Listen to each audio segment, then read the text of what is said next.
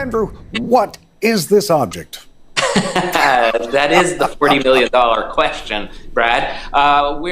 Astronomers are pointing the biggest telescopes we have on the ground and in orbit, including the Hubble, all working towards trying to figure out what this 400-meter wide object that is careening through our inner solar system right now, really what it is. Scientists, they're pointing their telescopes at what could be the first observable object from outside our solar system. It passed by Earth last week.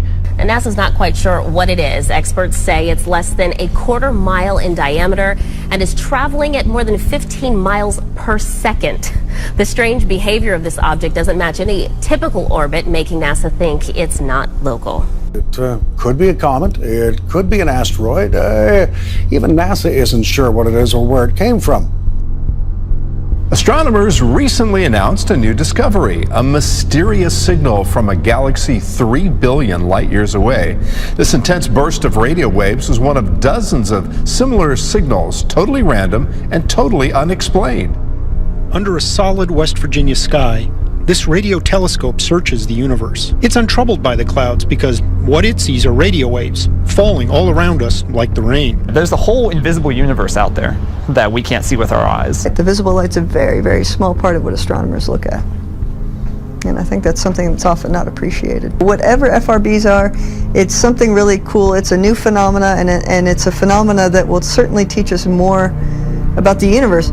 Physicists believe that when time began, at the moment of the Big Bang, matter and antimatter were created in equal amounts. And based on recent measurements made at CERN Laboratory in Switzerland, it seems there is perfect symmetry between the two, which they say implies that our universe should not exist. What? Okay. So physicists say by rights we shouldn't exist. This means that at the instant of the Big Bang there was a slight overabundance of matter over antimatter, and here we are as a consequence. All right. Now, why?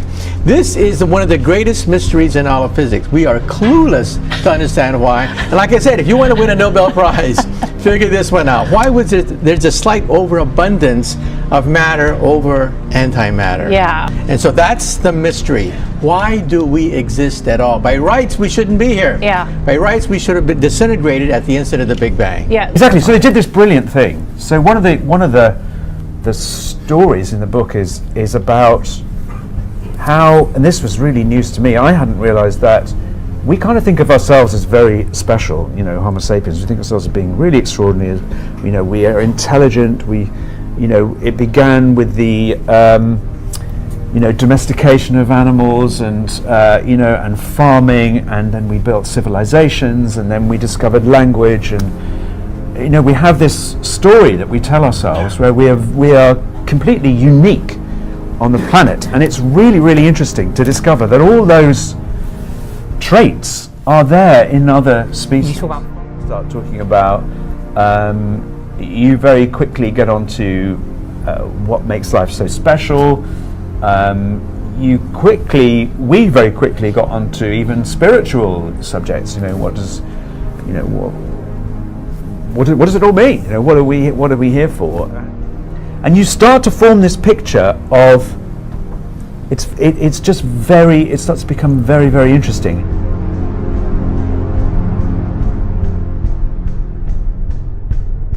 See our own very lucky position as being more of an accident, really, than a kind of a vital last step in a long chain of progressive evolution. It's really interesting. All right, so that's it. Well, what is it about this symmetry between matter and antimatter that, leads CERN's physicists to this conclusion that we shouldn't exist, the universe shouldn't exist? Well, at the instant of the Big Bang, there should have been equal quantities of matter and antimatter, which annihilated, driving the Big Bang. Mm-hmm. So, by rights, we shouldn't be here. Right. Because we have more matter than antimatter in our sector of the galaxy. We've looked for anti-galaxies. We've looked for anti-planets. We don't see any. Is happening. And it all leads back to here. So right now, nobody has a convincing answer to this question, why should we be here? Wow. Do you think that we're going to end up finding like alien life within our lifetime? I think so, and the reason is technology. You know, when Frank Drake did his first search in 1960, he could look at only one frequency. Now you use something like the SETI Institute's Allen Telescope Array, you can look at billions of different frequencies. My hunch is in the next decade or two, we'll detect extraterrestrials if they're out there and trying to make contact. My name is Seth, you know that. That's almost SETI, that's where I work. The search for extraterrestrial intelligence. So we're looking for aliens, we're looking for life in space, but we're looking for the intelligent variety of life in space. Ben, you've written a book. I have. It's very good. I finished it last night. It's about the search for extraterrestrial life. Yes. What that might look like. Yes. And how we might go about finding it. Exactly. Our galaxy, this is our galaxy. You'll never see this from downtown Copenhagen, but that's it. In our galaxy, there are a couple of 100 billion stars, but there are a trillion planets. Okay, that's something we've only learned in the last 5 years. That's a lot of planets. And by the way, if that galaxy isn't good enough for you, we can see a trillion other galaxies, each with a trillion planets. The bottom line is there are as many planets out there in the part of the universe we can see as there are grains of sand on all the beaches of the Earth. Came across a brilliant book by Erwin Schrödinger called What is Life, which talked about, really about how does life fit in with the second law of thermodynamics, you know. Also, I just think aliens is a funny topic. There's something naturally amusing about it. Sometimes intentionally, sometimes unintentionally. And that's the thing. Very bright at the highest radio frequencies that we can detect, but then it kind of fades away. The fast radio bursts seem to be a one-off, random blasts of very strong energy, not a series of controlled signals. So, no aliens? You know, that would be a fantastic discovery if it ended up being the case. Although, like I said, I think most astronomers do not favor that particular interpretation. That's because we don't actually know what they are at their origin. That's right. It's a total mystery. It's the first time humans are seeing an object from outside of the solar system traveling through our local neighborhood of planets. And it's a fleeting moment too, Brad, because it's traveling at amazing speeds of over 150,000 kilometers per hour. And we're only going to have a few days to really point our telescopes to it before it gets too far and too faint from Earth to be able to examine it any further. So they're racing to trying to identify it and figure out where it's going and where it came from. But the idea is it's from somewhere deep from the Milky Way galaxy, and it was drawn in by the gravity of our sun.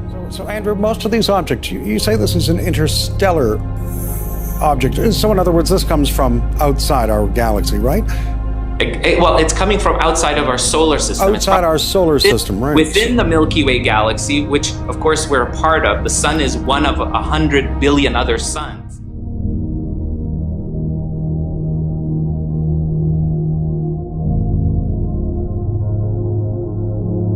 Because this is such a once-in-a-lifetime kind of thing. It's something that we theorized we would one day be able to see, but now it came to pass. So this is a really lucky time for astronomers.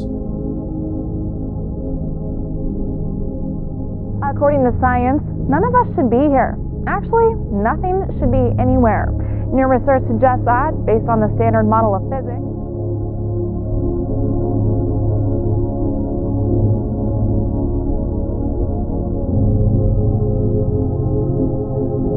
Seth, are we alone? Well, we don't know the answer to that.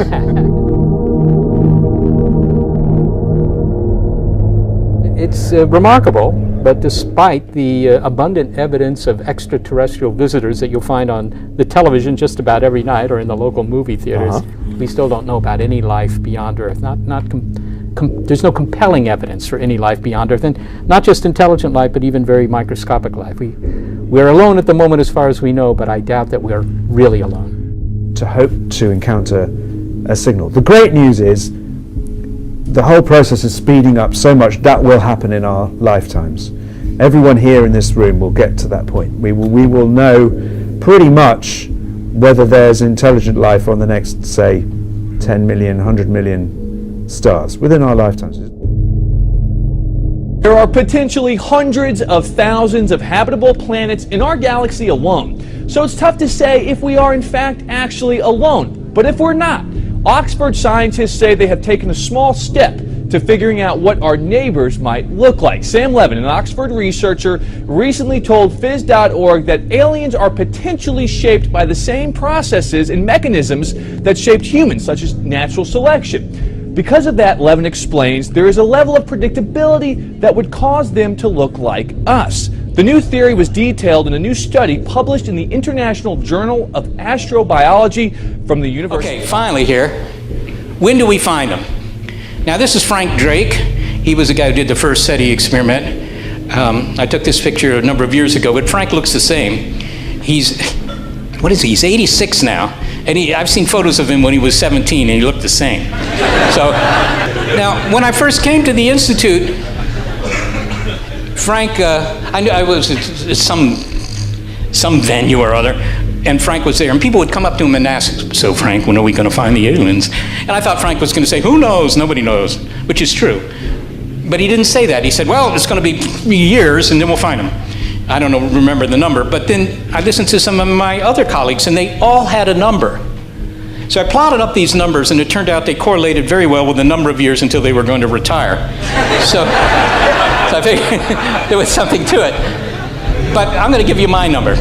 This is just a plot of some index of how fast our SETI experiments are.